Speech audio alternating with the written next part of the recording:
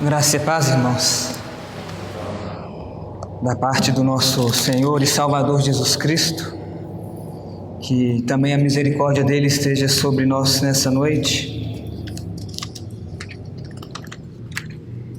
Lá em Belo Horizonte a gente não é tão chique assim não tem todos esses aparatos não, vamos ver se a gente consegue. Mas, primeiramente, com a minha família mais uma vez aqui, depois de uns 2, 3 anos sem vir. É uma felicidade estar com os irmãos, uma alegria, sempre bem recebidos, e isso sempre nos coloca com uma dívida muito grande para com os irmãos, mas sabemos que com a graça do Senhor essa dívida ela é capaz de ser paga. Também gostaria de trazer os abraços dos irmãos lá de Belo Horizonte, de toda a comunidade ali que se reúne no Céu Azul. E Beto então me encorajou, me convidou a compartilhar algo que o Senhor ele tem depositado na minha vida. E eu gostaria de nessa noite trazer um encorajamento para os irmãos, uma mensagem que eu acredito ser necessária não somente para o longo do nosso ano, mas o restante dos dias que o Senhor tem nos dado aqui nessa terra. É importantíssimo nós compreendermos a vontade, o desejo do Senhor para as nossas vidas, o porquê estamos aqui, o porquê fomos comprados, resgatados, qual o verdadeiro motivo da obra da cruz.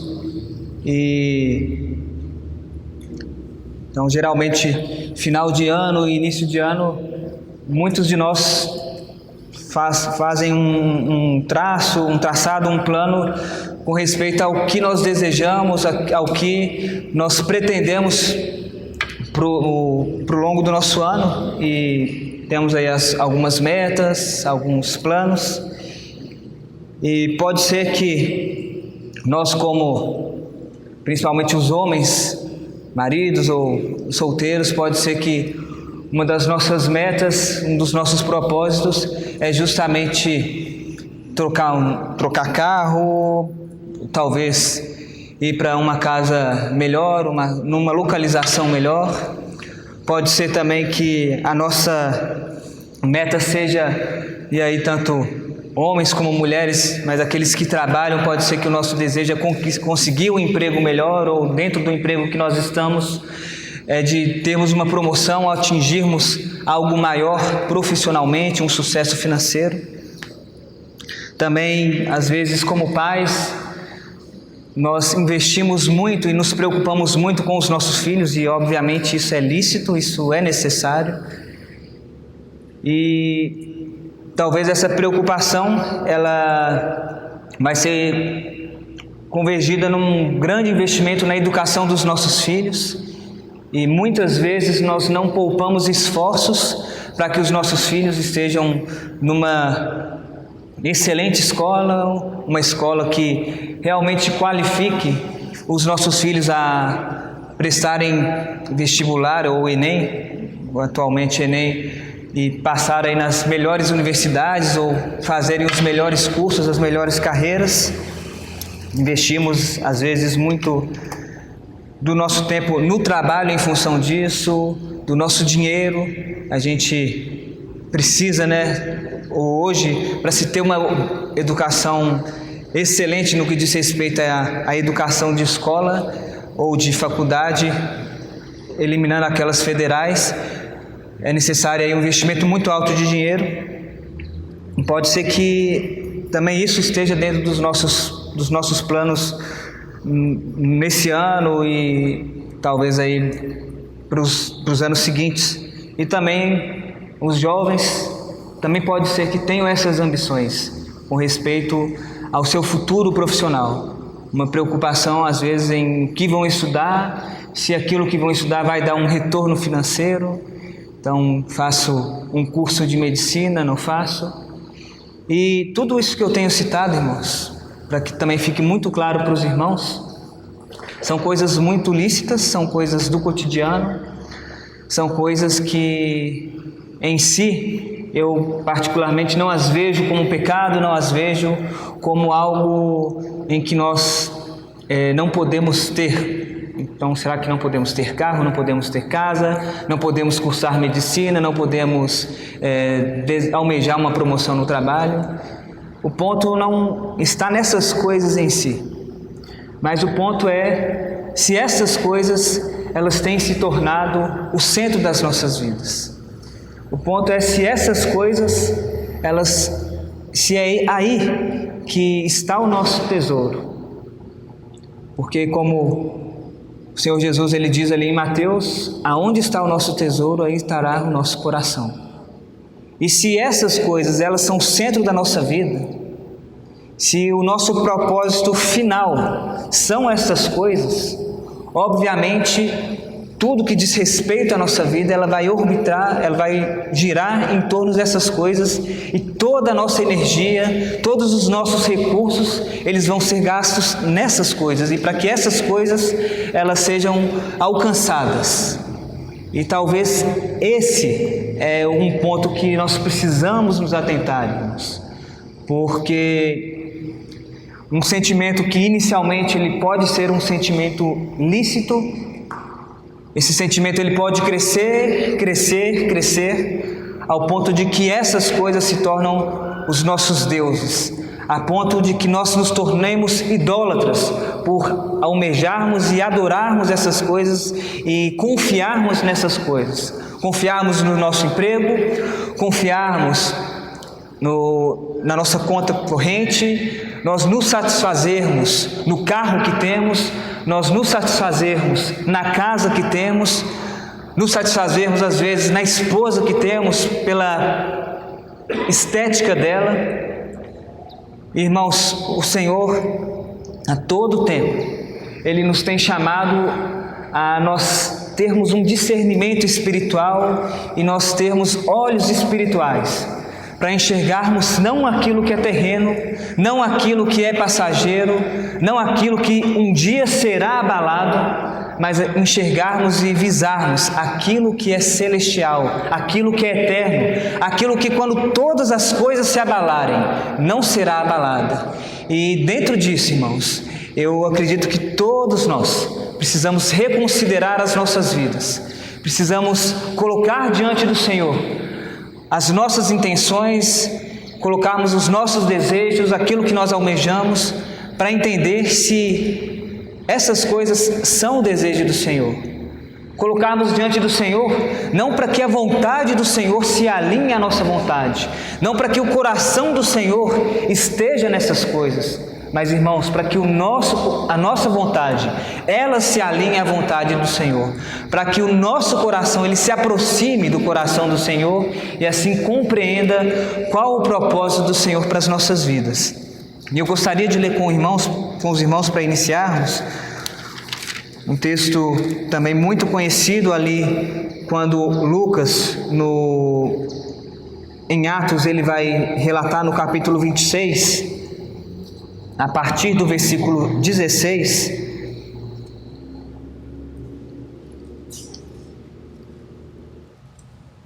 ali Paulo ele está diante do rei Agripa, fazendo a sua defesa, e durante o seu discurso, Paulo ele fala ao rei Agripa.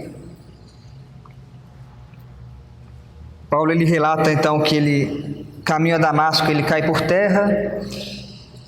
Ele relata que o Senhor Jesus aparece a ele, e o Senhor Jesus, então, nesse relato de Paulo, o Senhor Jesus fala para Paulo: levanta-te e firma-te sobre teus pés, porque por isto te apareci, para te constituir ministro e testemunha, tanto das coisas em que me viste, como daquelas pelas quais te aparecerei ainda, livrando-te do povo e dos gentios para os quais eu te envio, para lhes abrires os olhos e os converteres das trevas para a luz e da potestade de Satanás para Deus, a fim de que recebam eles remissão de pecados e herança entre os que são santificados pela fé em mim. Versículo 19: pelo que, ó rei Agripa, não fui desobediente à visão celestial. Vamos ter mais uma palavra de oração, irmãos?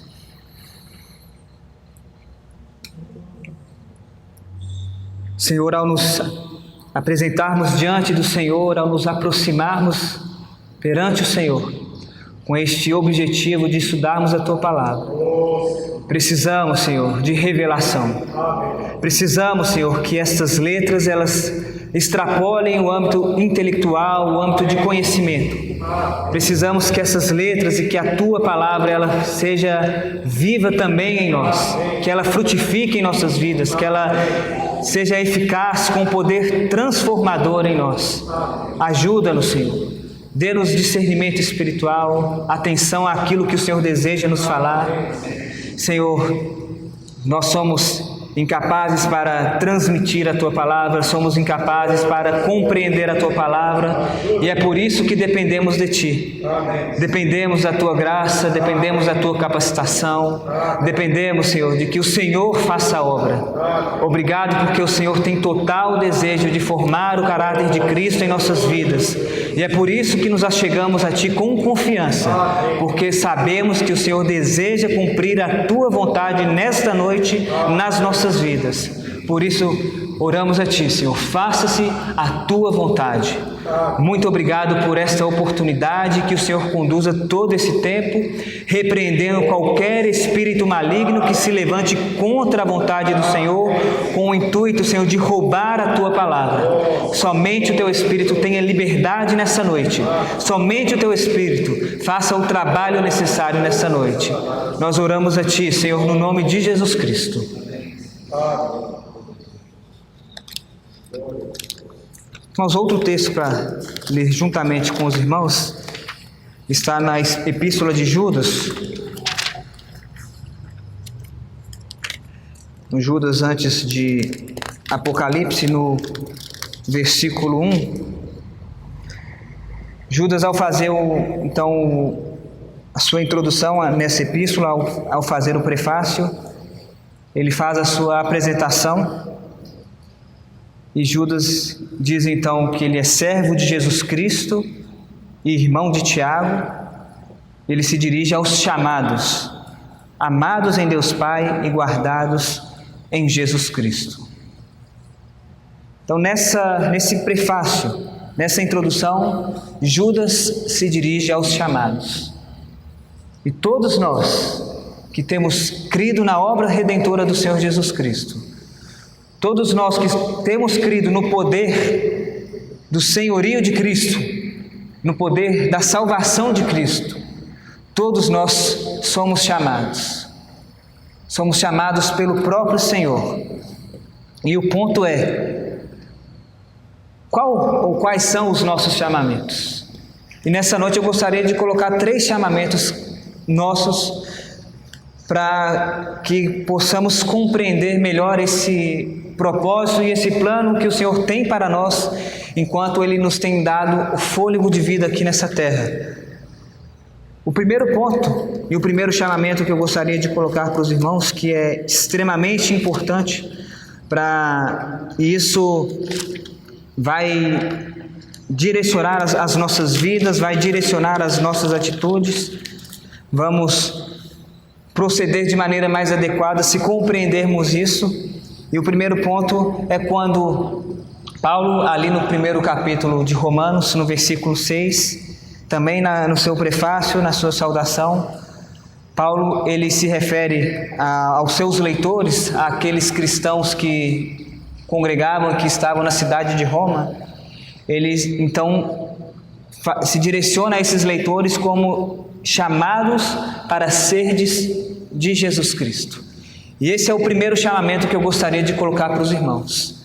Nós somos chamados, a partir do momento que o Senhor Jesus Cristo subiu àquela cruz, derramou o seu sangue, morreu, ficou 3 dias no sepulcro, ressuscitou e assentou-se à destra do Pai. Nós somos chamados para sermos dele. Somos chamados para pertencermos a Ele. Os irmãos têm estudado Romanos, Talvez, acredito que já passaram aí pelo que me falaram de Romanos capítulo 14, não sei, mas ali é muito interessante, porque Paulo, de maneira muito clara, ele nos mostra que Jesus Cristo, ele é Senhor, que Jesus Cristo, ele é Kyrios, que Jesus Cristo, ele é o nosso amo, e isso vai refletir nas nossas vidas quando nós compreendemos isso, porque a partir do momento que nós não somos nossos, a partir do momento que nós pertencemos a Ele, isso significa de que o que fizermos e o que fazemos não deve ser feito partindo de nós mesmos, partindo dos desejos do nosso coração, mas partindo do coração do Senhor Jesus. Tudo o que fizermos, irmãos, tudo o que fizermos, desde as coisas aparentemente mais simples, as coisas do cotidiano, até situações e questões mais pontuais, mais particulares, mais importantes, maiores, tudo precisa ser colocado debaixo da submissão de Cristo, debaixo do senhorio de Cristo. Nós precisamos nos submeter ao senhorio de Cristo. Precisamos entender que nós somos do nosso amado, que nós não pertencemos mais a este mundo e não pertencemos mais a nós mesmos, mas pertencemos ao Senhor Jesus. Como Pedro ele também coloca ali em 1 Pedro capítulo 2, versículo 9, nós somos propriedade exclusiva de Deus. Será que entendemos o que isso significa, irmãos? O que é ser propriedade? O que é ter um amo, ter alguém sobre nós, e esse alguém vai ditar e vai dizer aquilo que nós devemos fazer e aquilo que nós não devemos fazer? Precisamos compreender que nós somos propriedade exclusiva de Deus, que nós pertencemos a Deus, que nós pertencemos ao Senhor Jesus Cristo. E tudo isso porque um preço foi pago, tudo isso porque nós fomos comprados, irmãos, por preço. Quando o Senhor Jesus, Ele nos conquistou e Ele nos tomou para si, quando o Senhor Jesus, então Ele faz uma obra e que nessa obra nós passamos a pertencer a Ele, muito diferente da maneira como Satanás agiu e usurpou das coisas, o Senhor Jesus fez uma obra e para Ele nos conquistar, para nós sermos propriedade exclusiva de Deus, foi necessário que um preço fosse pago. E aí é quando falamos da graça, e nós precisamos compreender a graça de uma maneira correta, porque quando nós passamos a ver a graça como uma coisa barata, como uma coisa em que me libera para viver de qualquer maneira, para viver em pecado, que basta, depois de pecar, eu até mesmo sem arrependimento pedir perdão ao Senhor, algo para minha consciência, mas sem arrependimento nenhum eu prossigo pecando. Irmãos, a graça, ela não é barata. A graça, ela custou muito ao nosso Senhor Jesus. O preço que foi pago, não foi pago com coisas corruptíveis, não foi pago com ouro, não foi pago com prata, mas foi pago com o sangue do Senhor Jesus Cristo, o precioso sangue do Senhor Jesus Cristo, do Cordeiro de Deus, imaculado, sem mancha, sem ruga e defeito. Irmãos, essa é a graça de Deus. A graça de Deus também, ela não se limitou apenas em quando nós fomos salvos, em quando o Senhor nos conquistou para si, mas nós ainda dependemos da graça de Deus. Se quisermos agradar ao Senhor, se quisermos viver na sua vontade, dependemos da graça de Deus. Se tentarmos fazer aquilo que o Senhor tem nos mandado, pela nossa carne, pelas nossas forças, pela nossa energia, é certo que não conseguiremos, é certo que nós não agradaremos ao Senhor, porque a carne ela milita contra o Espírito. A carne e o Espírito são opostos, e as coisas espirituais só são possíveis através do Espírito Santo de Deus. Precisamos compreender que um preço foi pago, que o sangue foi derramado e que esse sangue serviu para que o Senhor Jesus nos comprasse para o seu Pai e que a partir dessa obra, como consequência, então nós pertencemos a Deus. A partir dessa obra, nós que não éramos povo, agora somos povo de Deus. E esse é o primeiro chamamento. E o fato de nós compreendermos isso vai fazer com que durante o tempo da nossa peregrinação nós nos portemos com temor, nós nos portemos de maneira adequada, buscando sempre entender qual o coração do Senhor, entender aquilo que o Senhor tem desejado para as nossas vidas. Esse é o primeiro ponto, esse é o primeiro chamamento. E compreendendo isso, também teremos a possibilidade de compreendermos que fomos chamados para ser santos. Também, Romanos capítulo 1, versículo seguinte, Paulo, quando está se dirigindo, ele fala aos santos que estáis em Roma, chamados para serdes santos. E infelizmente, irmãos, esse é um ponto que, se nós olhamos a cristandade, se nós olhamos, e nem muitas vezes precisamos olhar as denominações, a igreja lá fora, mas sejamos sinceros, se olhamos para as nossas vidas, quanto de santidade nós temos buscado? Quanto de santidade nós temos vivido? Irmãos, o Senhor nos chamou para sermos santos. Aquele que é santo nos chamou para sermos santos, uma vida de pureza. E quanta pureza há faltado na cristandade hoje? Como o pecado ele tem sido tolerado? Cadê a consagração nossa, irmãos? Quanto nós temos nos separado do mundo? Quanto nós temos rejeitado as paixões da nossa carne? Precisamos compreender de que uma vida de santidade é uma vida de separação. Uma vida de santidade, ela vai mostrar uma vida de total distinção ao meio em que nós vivemos. A nossa luz ela tem brilhado, a nossa luz ela tem iluminado. As pessoas que estão ao nosso redor têm visto a luz de Cristo brilhando em nós? Temos sido insípidos, irmãos? Temos perdido o sabor? Como temos nos portado como sal e luz nessa terra? Porque é necessário que aqueles que veem as nossas boas obras glorifiquem ao Pai que está nos céus. E é necessário que vivamos uma vida de santidade, porque o Senhor, Ele tem clamado por isso. O Senhor tem clamado e Ele tem exigido que no meio do povo dele haja santidade, porque Ele é santo. Deus não compactua com o pecado, irmãos. Deus não tolera pecado. O pecado, por qualquer que seja, por menos importante que seja, ele nos separa de Deus. Um simples pecado, simples, entre aspas, de rebelião, simplesmente comer uma fruta na qual o Senhor ordenou que não fosse comida.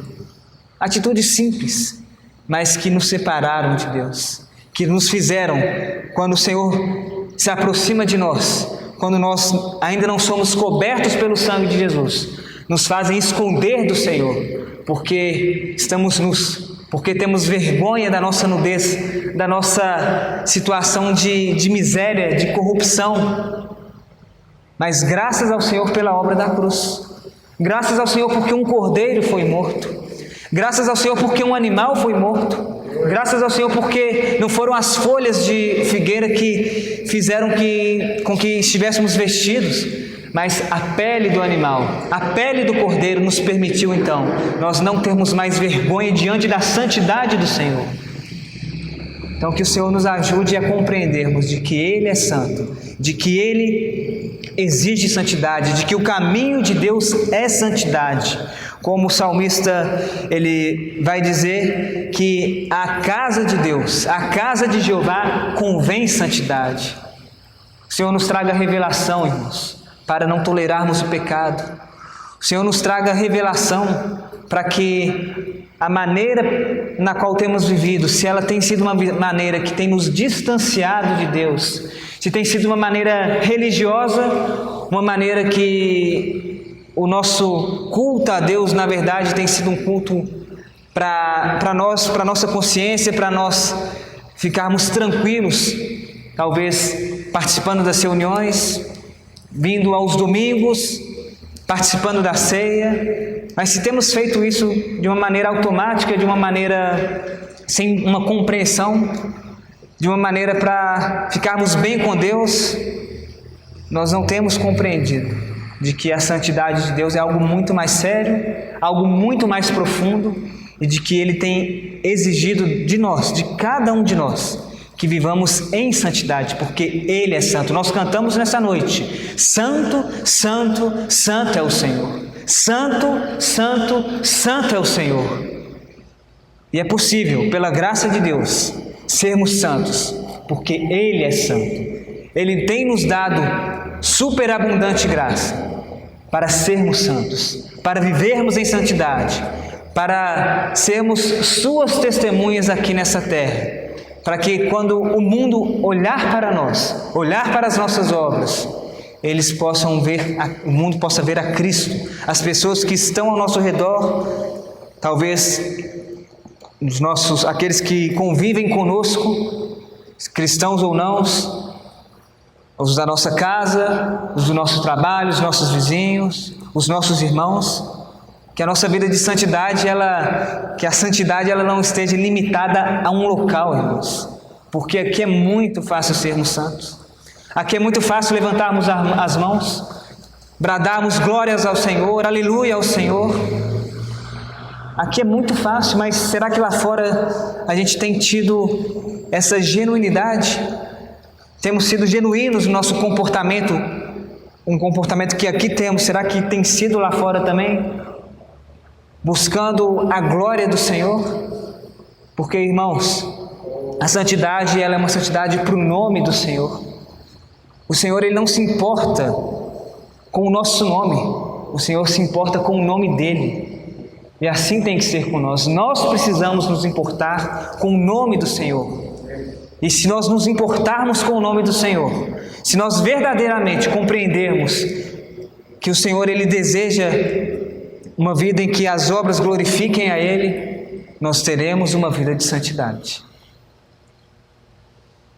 E um terceiro ponto, irmãos, que eu gostaria de colocar para os irmãos, um terceiro chamamento que eu gostaria de colocar para os irmãos, está ali em 1 Coríntios, no primeiro capítulo também, na sua introdução na epístola, quando Paulo fala aos Coríntios, se dirige a ele e falando que eles foram chamados à comunhão do Filho de Deus, Jesus Cristo. E esse é um terceiro ponto. Nós fomos chamados à comunhão do Filho, à comunhão de Jesus Cristo. E são pontos que eles são progressivos, porque se nós não compreendermos que nós pertencemos ao Senhor Jesus, se nós não compreendermos que a nossa vida precisa ser uma vida de submissão a Ele, a nossa vida não vai ser uma vida de santidade. É impossível nós vivermos uma vida de santidade se não compreendermos que nós fomos comprados, se não compreendermos que agora nós somos povo de Deus, que nós somos propriedade de Deus.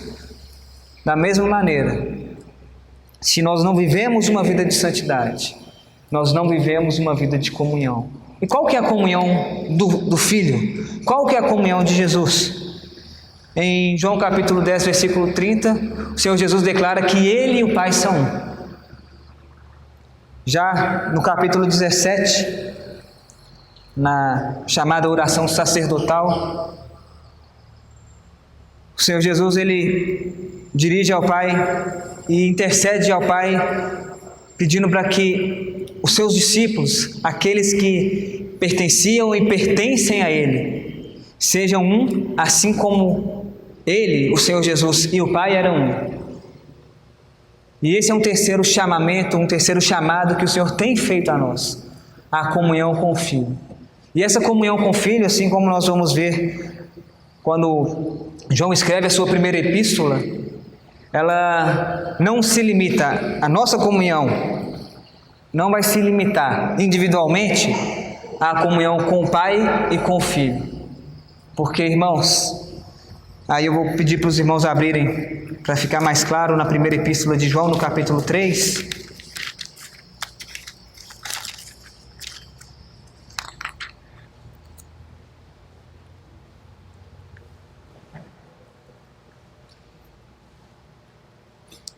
O versículo 3, 1 João, capítulo 1, versículo 3. O que temos visto e ouvido, anunciamos também a vós outros, para que vós igualmente mantenhais comunhão conosco. Ora, a nossa comunhão é com o Pai e com seu Filho Jesus Cristo. E no versículo 6 e 7, se dissermos que mantemos comunhão com Ele e andamos nas trevas, mentimos e não praticamos a verdade. Se, porém, andarmos na luz como Ele está na luz, mantemos comunhão uns com os outros. E o sangue de Jesus, seu Filho, nos purifica de todo pecado. Se andarmos na luz, nós mantemos comunhão uns com os outros. Nós mantemos comunhão uns com os outros, irmãos. Talvez se a gente, voltando aí para o versículo 3, talvez se a gente estivesse escrevendo, nós colocaríamos que se nós andássemos na luz, se nós andarmos na luz, nós vamos ter comunhão com o Pai e com o Filho. E é verdade. Mas, em consequência, quando nós temos comunhão com o Pai e com o Filho, quando nós compreendemos que nós fomos chamados para dentro de um corpo, para dentro de uma família, e que existe na obra do Senhor Jesus algo muito maior do que nós mesmos, muito maior do que o membro, existe o corpo, existe a noiva, existe a igreja. E se compreendemos isso, nós vamos entender que o nosso chamamento não é para uma vida individual, não é para o meu ministério, algo que eu faço de maneira independente, algo que eu faço fora da luz e fora da comunhão com os irmãos. Muito pelo contrário, se nós compreendermos e se nós andarmos na luz e se nós tivermos comunhão com o Pai e com o Filho, vamos compreender e vamos entender que nós precisamos ter a comunhão uns com os outros. E essa comunhão ela é muito objetiva. Não tenho tempo e acredito que a mensagem ela pode se encerrar aqui dentro de algo maior, mas essa comunhão ela é uma comunhão muito objetiva. Ela é uma comunhão muito objetiva. E comunhão não é almoçarmos uns com os outros. Não é simplesmente, irmão, vem aqui em casa almoçar, vem aqui em casa tomar um café para a gente ter comunhão. E pensar que simplesmente o almoço é a comunhão. Porque se nós não nos edificarmos uns aos outros, se nós não cooperarmos para que o meu irmão ele cresça espiritualmente, para que o meu irmão ele alcance uma maturidade espiritual, se nós não tivermos essa disposição de podermos consolar uns aos outros, de podermos suportar uns aos outros, de podermos orar uns pelos outros, de podermos aconselhar uns aos outros, de exortarmos uns aos outros, de disciplinarmos uns aos outros em amor, com mansidão. Se nós não tivermos essa humildade, qualquer coisa que fizermos se restringirá a algo puramente social. E o Senhor ele não tem nos chamado a algo social. O Senhor não tem nos chamado a ajuntamentos sociais, para julgarmos conversa fora, para conversarmos de futebol, de política, de Covid. Não, irmãos. O Senhor tem nos chamado a algo muito maior, a algo eterno. E talvez como um ponto de atenção que eu gostaria de colocar para os irmãos, é que pode ser que nos apoiemos no contexto atual, pode ser que nos apoiemos na questão da pandemia e nos escondemos por trás disso, para não termos comunhão uns com os outros, em nos distanciarmos e falarmos que não podemos ter contato ou não podemos ligar uns para os outros, visitarmos uns aos outros por causa da pandemia. E obviamente, irmãos, existem situações, lá em Belo Horizonte a situação é um pouco mais grave do que aqui, no contexto de cidade. Há irmãos lá que, assim como aqui também, há irmãos que não voltaram às reuniões presenciais, mas mesmo alguns desses irmãos, eles têm mantido comunhão.